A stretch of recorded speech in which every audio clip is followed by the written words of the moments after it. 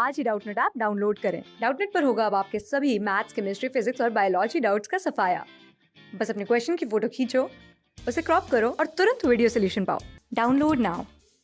सो question में पूछा जा रहा है, name the selectable markers in the cloning vector PBR322, mention the role they play. तो सेलेक्टेबल मार्कर्स का मतलब क्या होता है और PBR32 है क्या। तो यहाँ पर आप देख सकते हैं PBR322 जो है ये आपका एक क्लोनिंग वेक्टर है।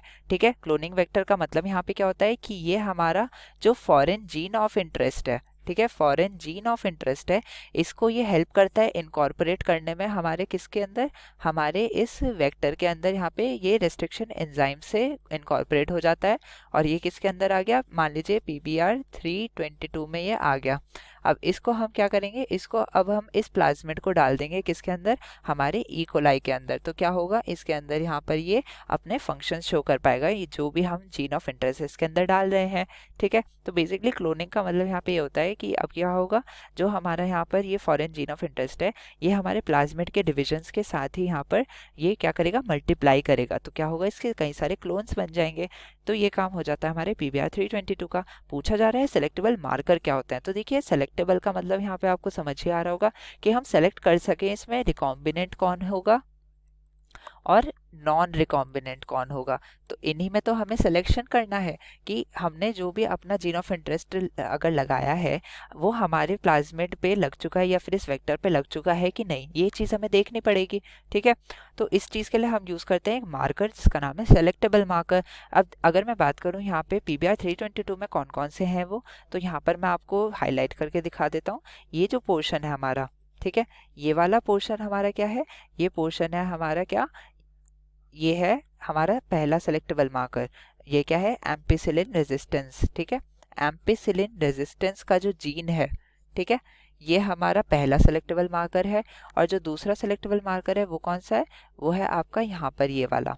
ठीक है, ये पार्ट कौन सा है, टेट्रासाइक्लिन रेजिस्टेंस। ठीक है, टेट्रासाइक्लिन रेजिस्टेंस जीन, ये भी हमारा एक सेलेक्टेबल मार्कर है। यानी कि हमारे जो PBR322 इसके पास दो सेलेक्टेबल मार्कर हैं। अब अगर मैं आपको बताऊं ये एम्पिसिलिन और टेट्रासाइक्लिन क्या है, तो बेसिकली ये है एंटीबायोटिक्स।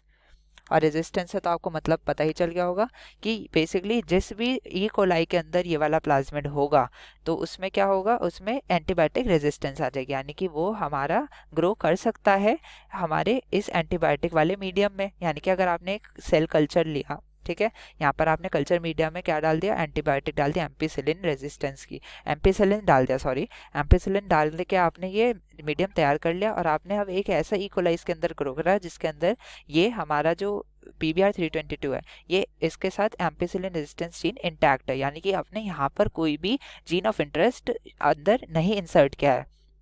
तो इससे क्या होगा, ये हमारा ग्रो कर जाएगा इस एंटीबायोटिक वाले मीडियम में भी। ठीक है, पर अगर मान लीजिए आपने क्या करा, आपने अपना जीन ऑफ इंटरेस्ट कहाँ पर ऐड कर लिया, आपने BAM-H1 की साइट पर अपना जीन ऑफ इंटरेस्ट डाल दिया, तो इससे क्या होगा, टेट्रासाइक्लिन रेजिस्टेंस जीन जो है, जो इसके यहाँ पे सीक्वेंसेस होंगे वो डिस्टर्ब हो गए, क्योंकि इसके बीच में क्या हो गया, एक इंसर्शन हो गया।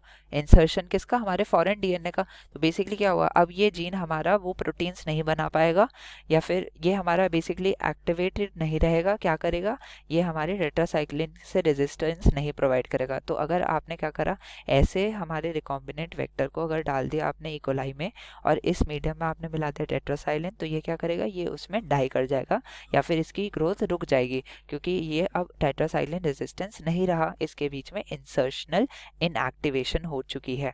ठीक है, तो यहाँ पर इस वजह से हम लोग क्या कर लेते हैं, अगर ये हमने ऐड कर लिया और टेट्रासाइक्लिन के मीडियम में ये ग्रो नहीं कर पाया, तो इसका मतलब क्या हुआ, टेट्रासाइक्लिन में जो जीन था टेट्रासाइक्लिन रेजिस्टेंस का, इसमें इंसर्शनल इनएक्टिवेशन हो चुकी है। यानी कि BAM-H1 साइट पे जो हमने अपना फॉरेन जीन लगाया था वो हमारा सक्सेसफुली लग चुका है।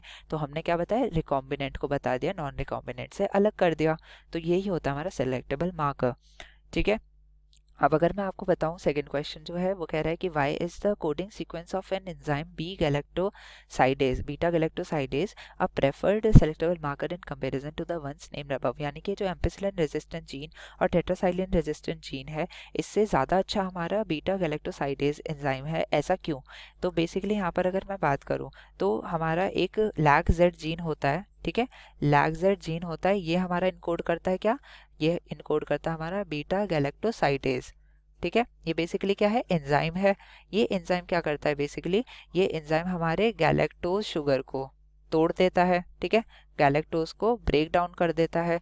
और यहाँ पर एक और हमारा एक क्रोमोजेनिक सबस्ट्रेट होता है, क्रोमोजेनिक सबस्ट्रेट, यानी कि एक ऐसा यहाँ पर केमिकल होता है, एक ऐसा मॉलिक्यूल होता है जो कि यहाँ पे टूट जाता है तो क्या होता है, एक ब्लू कलर का पिगमेंट, यहाँ पर एक कंपाउंड बनता है, ठीक है, ब्लू कलर्ड कंपाउंड बनता है, ठीक है। यानी कि अगर आपका ये बीटा गैलेक्टोसाइडेज एंजाइम है तो इससे क्या होगा, यहाँ पे आईपीटीजी होता है असल में इसका नाम, क्रोमोजेनिक जो सबस्ट्रेट है आईपीटीजी। तो ये आप हायर क्लासेस में पढ़ेंगे ऑल दो, पर आईपीटीजी क्या होता है, यहाँ पे जब ये ब्रेक डाउन कर जाता है इस गैलेक्टोज, यहाँ पर जो है गैलेक्टोसाइडेज एंजाइम की वजह से, तो ये इंडोल कंपाउंड बन जाता है जो कि ब्लू कलर का दिखता है। अब देखिए यहाँ पे लैगजेड जीन में अगर आपकी कोई भी इंसर्शन होती है, इस लैगजेड जीन में अगर आपने क्या करा, अपना फॉरेन डीएनए जो जीन है, ठीक है, फॉरेन जीन अगर आपने इंसर्ट कर दिया तो इससे क्या होगा, इंसर्शनल इनएक्टिवेशन इसमें भी हो जाएगी, तो ये हमारा नहीं बनेगा। अब अगर ये एंजाइम नहीं बनेगा तो ये जो आईपीटीजी है सबस्ट्रेट, ये वैसे कैसे कलर का है, ये कलरलेस या फिर वाइट आप बोल सकते हैं, तो ये टूट नहीं पाएगा हमारे इसमें, ठीक है, ब्लू कलर में टूट नहीं पाएगा। तो देखिए जिस भी इकोलाई के अंदर ये वाला लैगजेड जीन आ चुका है, जिसके या लैगजेड जीन में ये फॉरेन जीन आ चुका है, तो ये क्या होगा, ये वाला जो हमारा वेक्टर, अगर हमारा वेक्टर डीएनए इकोलाई के अंदर है तो वो क्या करेगा, आईपीटीजी को ब्रेक डाउन नहीं कर पाएगा, ब्लू कॉलोनी नहीं बनेगी, तो कैसी कॉलोनी बनेगी, व्हाइट कॉलोनी बनेगी। तो बेसिकली व्हाइट कॉलोनी किसकी है, व्हाइट कॉलोनी उन इकोलाई की है जिनके अंदर हमारा रिकॉम्बिनेंट वेक्टर आ चुका है, यानी कि वो वेक्टर आ चुका है जिसका लैगजेड जीन में हमने फॉरेन जीन को मिला दिया है या फॉरेन डीएनए को यहाँ पर इंसर्ट कर दिया है। और अगर मैं बात करूँ जिनके अंदर यहाँ पर ये फॉरेन जीन इंसर्ट नहीं हो पाया है तो वो हमारी कैसी शो करेगी, ब्लू कॉलोनी शो करेगी। तो यहाँ आप व्हाइट ब्लू सिलेक्शन करके बता सकते हैं कि कौन सा रिकॉम्बिनेंट है और कौन सा नहीं है, तो ये हो जाता है हमारा आंसर। ये काफ़ी ज़्यादा हो जाता है इजी हमारे साइंटिस्ट के लिए, क्योंकि यहाँ पर तो आपको क्या करना पड़ता है, यहाँ काफ़ी सारी प्लेटिंग करनी पड़ती है, एंटीबायोटिक मीडियम तैयार करना पड़ता है, बहुत कुछ काम हो जाता है यहाँ पे। पर यहाँ आप क्या कर सकते हो, बहुत सिंपली आप इस लैगजेड जीन के जो आपके कैरेक्टरिस्टिक है, या तो आप ब्लू कलर देख पाएंगे या व्हाइट कलर देख पाएंगे, इसी से आप बता देंगे कि कौन सी कॉलोनी में हमारा रिकॉम्बिनेंट वेक्टर आ चुका है। तो ये हो जाता है आंसर। Thank you. क्लास 6 से 12 से लेके नीट, आईआईटी, जेई मेंस और एडवांस के लेवल तक 10 मिलियन से ज्यादा स्टूडेंट्स का भरोसा। आज ही डाउनलोड करें डाउटनेट ऐप या व्हाट्सएप कीजिए अपने डाउट्स 8400 400 400 पर।